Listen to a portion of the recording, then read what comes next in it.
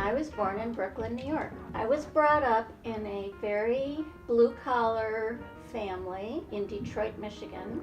Experiences were very limited because we didn't have much money. We didn't travel at all, other than to see relatives, and if we traveled, it would be by car, everybody in the same car. And now when I travel by airplane, usually first class.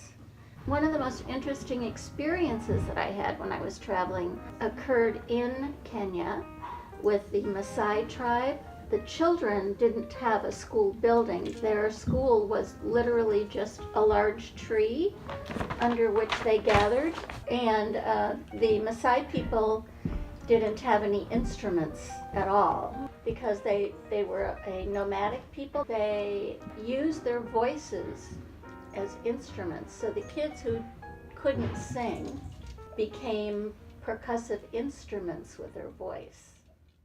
The night the fires first started, I was just focused on getting out of the house. I was awake because it was very, very windy out. And I began to notice the smell of smoke in the air. And by about 1 o'clock in the morning, the smell of the smoke had become so big that I decided it was not safe for me to pretend that nothing was happening. So I woke up my husband. He called 911 and they told us that we had to evacuate immediately. I called one neighbor and she didn't pick up the phone, so I called her again about 10 minutes later and she picked up the phone real sleepy, and I said, "You have to leave right now because there's fire." And of course she immediately smelled it, and we didn't have much time because we didn't know how close the fire was. So we just took one change of clothes and grabbed our passports